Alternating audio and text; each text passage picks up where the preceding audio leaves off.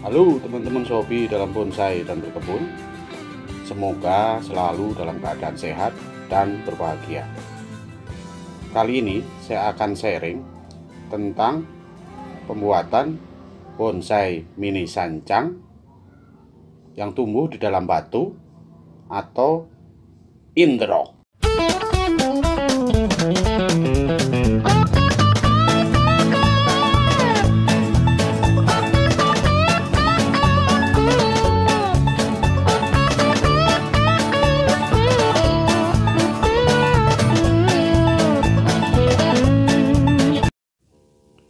Teman-teman, untuk membuat bonsai mini sancang in the rock ini, saya memiliki bibit sancang dari hasil stek. Dari hasil stek sisa pruning bahan-bahan sancang saya yang lain. Ini bibit sancang hasil stek saya.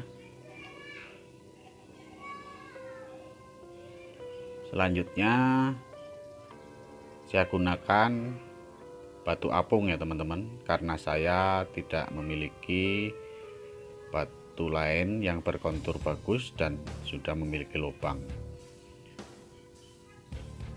Batu apung ini konturnya lumayan bagus dan tingkat kekerasannya tidak tinggi,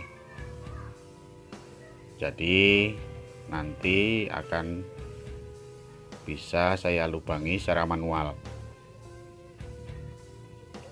agar sancang bisa saya tanam di dalamnya.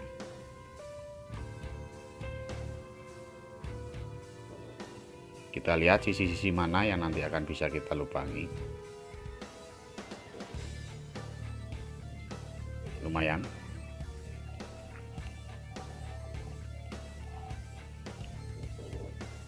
Nanti akan saya lubangi di atasnya menggunakan pisau ini ya teman-teman. Ini pisau cukup tajam dan keras karena terbuat dari sisa gunting batang, jadi cukup untuk membuat lubang di batu apung ini.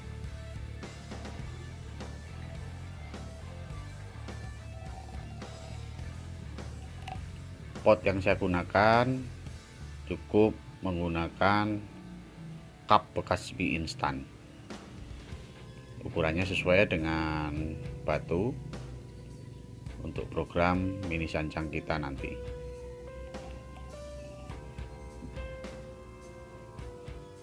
Selanjutnya media tanam yang saya gunakan adalah pasir dan sudah bercampur tanah subur. Di dalamnya sudah ada banyak kastar ya teman-teman, karena ini sebenarnya adalah media tanam sisa. Ada juga pecahan batu bata yang nanti bisa digunakan untuk dasarnya.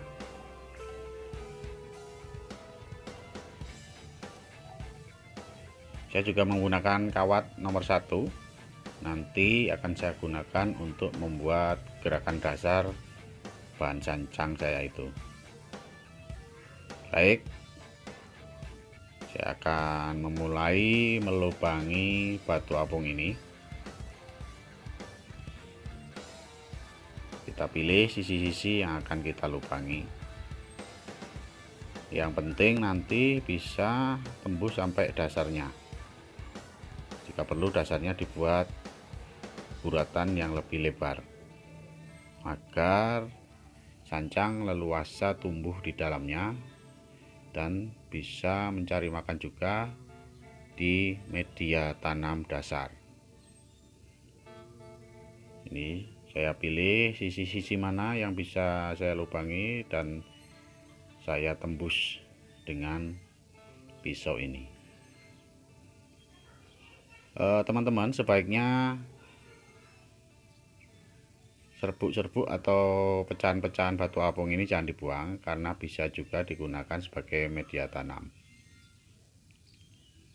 Pecahan batu apung ini setahu saya juga lebih sering dikenal sebagai pamais. Dapat juga digunakan sebagai media tanam, terutama untuk teman-teman yang suka menanam jenis-jenis sukulen atau kaktus. Untuk bahan bonsai pun saya yakin bisa, karena dia memiliki karakter yang mirip dengan pasir malang. Kita lubangi terus, karena batu apung ini tidak keras, maka kita akan membuat lubang yang bisa nanti saling terhubung dan menembus ke dasar batu yang bisa menghubungkan ke media tanam bahan bonsai ini nantinya.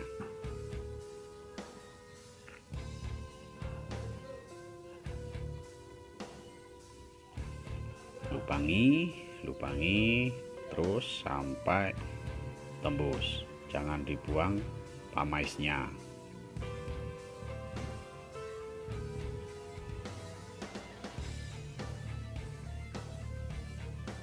Bahkan di atasnya pun bisa dilubang sampai tembus ke bawah. Yang penting sabar dan pelan-pelan.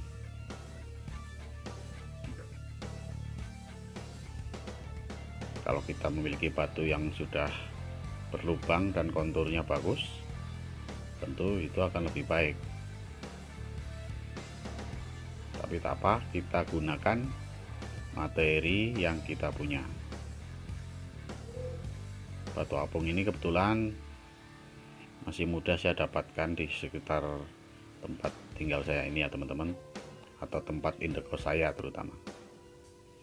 Ini sudah cukup lubang-lubang yang saya buat, bahkan sudah tembus sampai dasar, dan di dalam batu ini sudah tersedia ruang-ruang untuk tempat tumbuhnya bahan sancang itu nantinya. Nanti akan kita isi dengan tanaman sancang itu di atas ataupun di sampingnya. Bahkan di sampingnya ini kita harapkan nanti bisa menjadi tempat ekspansifnya akar sancang ini ya teman-teman. Jadi kalau akar sancang ini nanti sudah ekspansif dan kembali ke dasar, akan menjadi bentuk interlock yang menarik.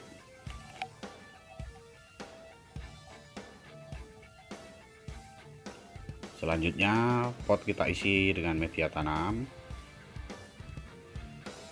paling tidak sampai hampir menyentuh permukaan atas.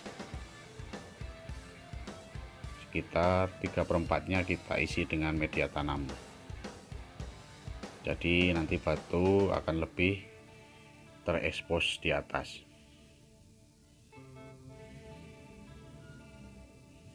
Nah, kurang lebih posisinya demikian, agak diataskan lagi. Nanti sancangnya kita masukkan dan akarnya bisa masuk ke media tanam ini.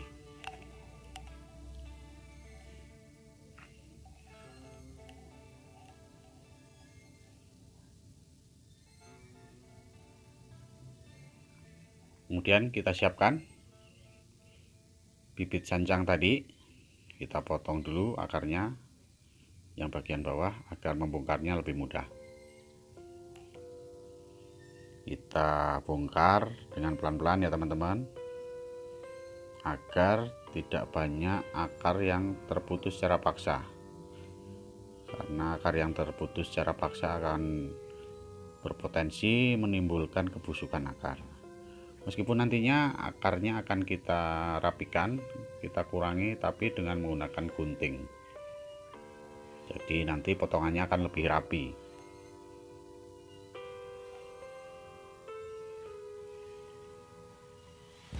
Setelah kita bongkar, kita kurangi tanah-tanahnya untuk mempermudah nanti kita memotong akarnya. Kita pilih dengan pelan-pelan agar minimal akar-akar yang putus.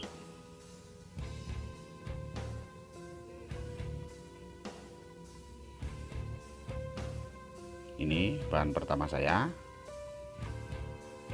nanti akan kita rapikan akarnya.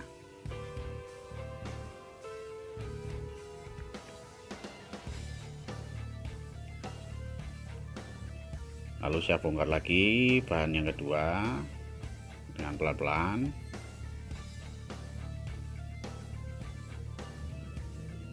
Ini sebenarnya ada beberapa, ada 3 hasil stek ini dan 1 dengan yang kecil, tapi nanti saya akan cukup gunakan 2 yang agak panjang dan 1 yang kecil.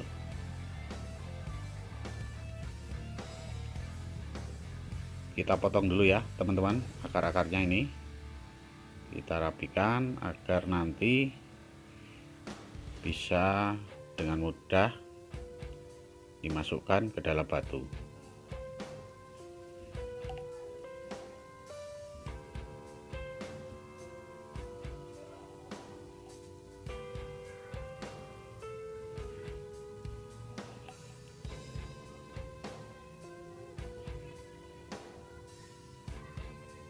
Kita kurangi akarnya secukupnya, lalu juga kita kurangi daunnya.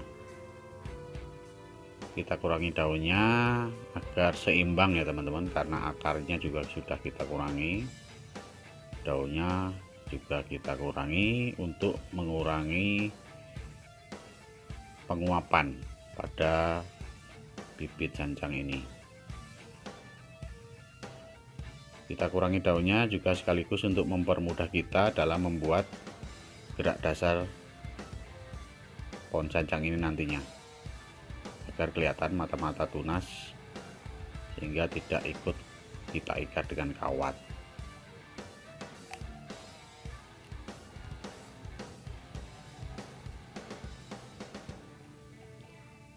Ini bahan sancang saya yang kedua, juga saya rapikan akarnya. Kita kurangi akarnya dan juga kita kurangi daun-daunnya.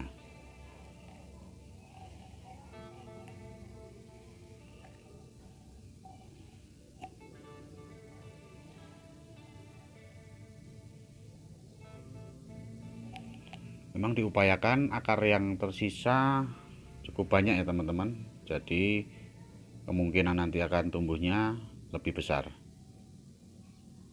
Nah, ini untuk bahan sancang saya yang kecil akan tetap saya pakai nanti untuk mengisi di lubang yang samping.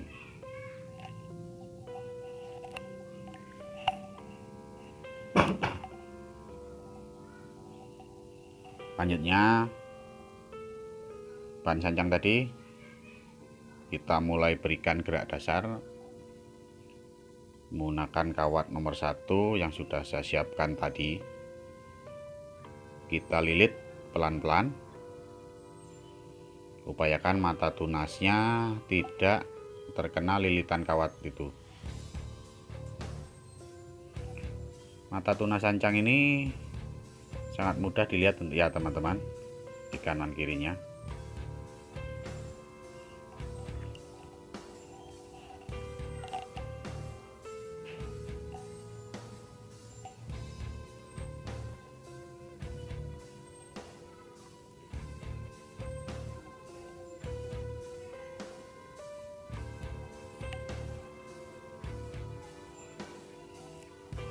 Untuk bahan yang kedua juga kita lilit pelan-pelan dengan kawat. Untuk nanti juga kita buat gerak dasar. Jadi gerak dasarnya akan kita kira-kira agar kedua bahan ini mempunyai gerak dasar yang saling mengisi atau serasi. Kita potong dulu sisa kawat lilitannya.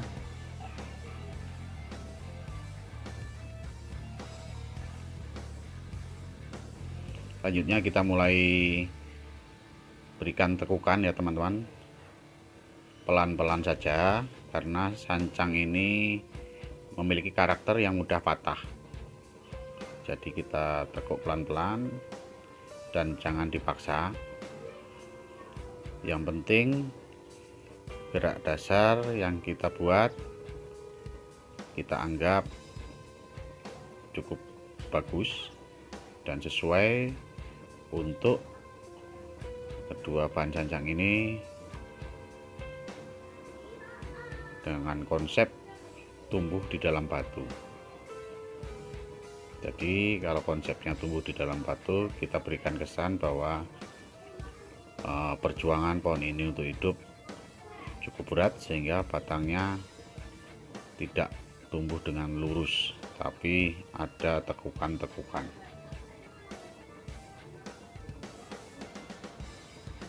Kita tekuk pelan-pelan.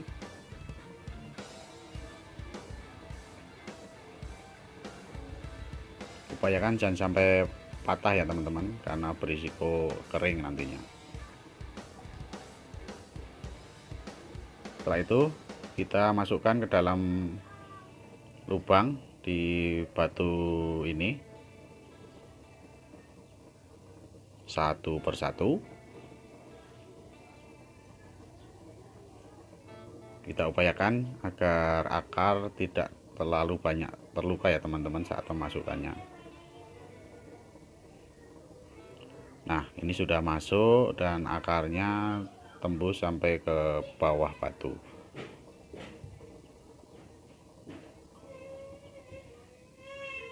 Kita masukkan lagi untuk bahan yang kedua. Kebetulan saya memilih untuk masukkan ke lubang yang sama. Kalau itu selera ya teman-teman. Teman-teman juga bisa membuat dengan lubang-lubang yang manapun sesuai selera teman-teman. Ini karena konsep saya tumbuh di atas batu dengan lubang yang sama untuk dua pohon, maka saya masukkan ke lubang yang sama. Dan tentunya disesuaikan dengan besaran lubang, apakah muat atau tidak dimasukkan bahan sancang ini.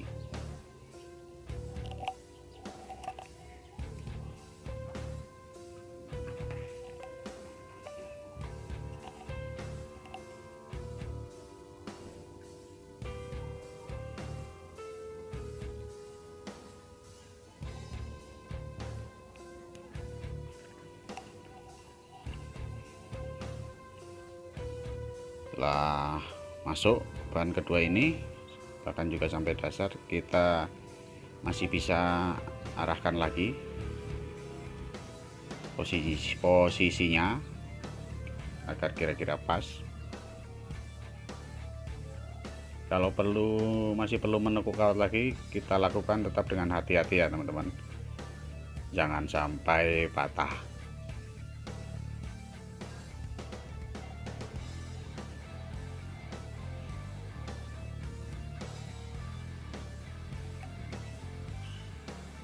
Pelan-pelan kita geser atau kita sedikit putar posisinya. Setelah posisinya kita nggak pas, kita isi dengan media tanam di lubang-lubang batu itu ya teman-teman, agar nanti posisinya lebih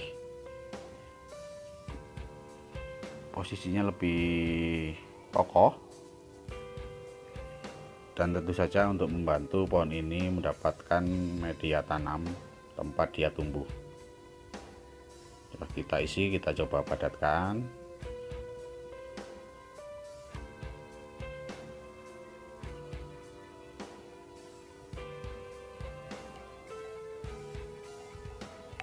Lalu ini bahan ketiga saya yang masih bahan sancang yang masih kecil ini, saya akan masukkan ke samping, ke lubang samping. Tentu saja yang kecil ini tidak perlu dikawat ya teman-teman.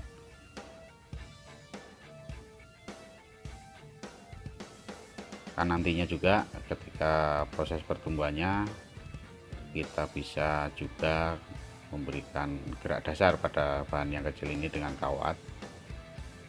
Demikian juga untuk kedua bahan sebelumnya. Pada perkembangannya nanti juga kita bisa berikan gerak dasar lagi, atau kita ubah pergerakannya dengan kawat yang lebih besar.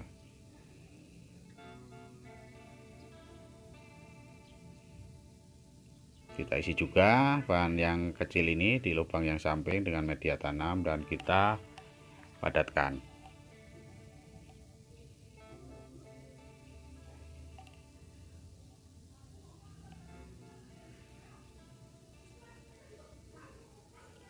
Selanjutnya kita tanam rangkaian pohon-pohon sancang yang tumbuh di dalam batu ini ya teman-teman.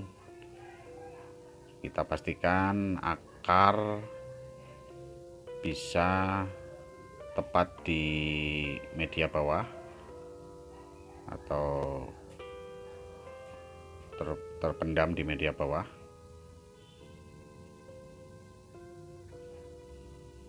Lalu kita tambahkan lagi media tanam.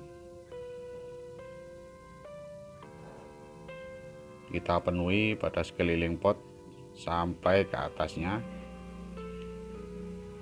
agar media tanam itu benar-benar cukup untuk pertumbuhan sancang ini. Demikian juga agar batu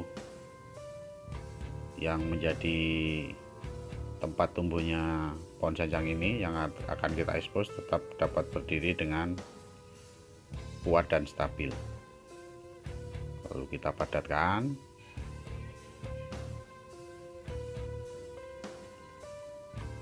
Nah, kurang lebih begini posisinya. Kita paskan terus posisinya, teman-teman.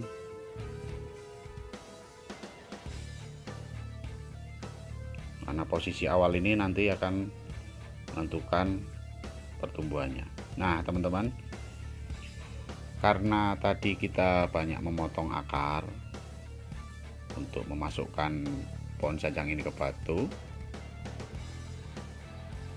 kita akan gunakan vitamin ya teman-teman, vitamin tanaman. Ini vitamin B1. Nanti akan kita siramkan ke bahan bonsai ini, kita campur dengan air agar bahan bonsai ini tidak terlalu stres ya teman-teman, mengurangi tingkat stres pada sancang yang sudah kita banyak potong akarnya dan juga sudah kita berikan gerak dasar tadi, sekaligus juga untuk memadatkan media tanam yang tadi kita masukkan, karena seringkali setelah kita siram mereka akan turun memadat dan masih ada sisa-sisa rongga.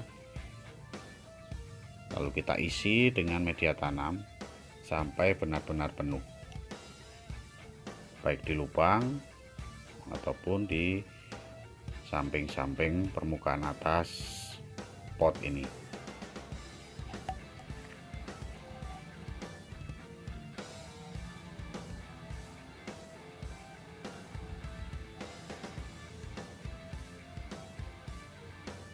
Nah, kita padatkan.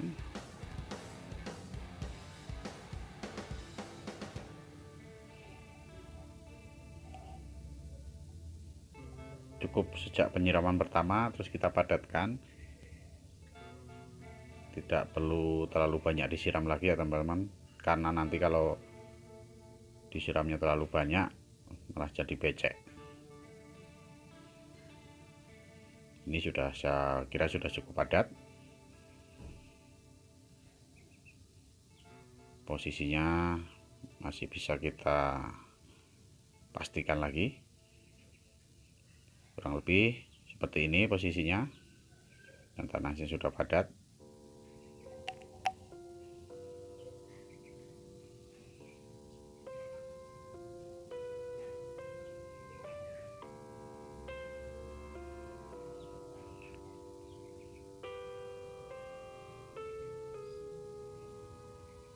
Ini saya juga punya contoh teman-teman, ini bahan bonsai sancang Indrock saya sebelumnya. Nah, ini Indrock, ini sudah saya kawati untuk yang kedua kali. Ini saya berikan kawat nomor 2 yang lebih besar untuk batang utama.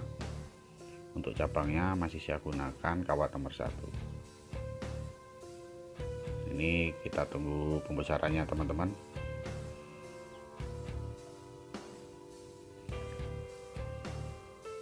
Baik teman-teman, seperti tadi cara saya membuat bonsai mini sancang Indrock. Mudah-mudahan dapat berkembang dan tumbuh sesuai rencana. Mudah-mudahan sharing saya ini berguna untuk kita pebonsai pemula terutama. Mohon maaf jika ada salah kata. Terima kasih atas kunjungannya dan bye-bye.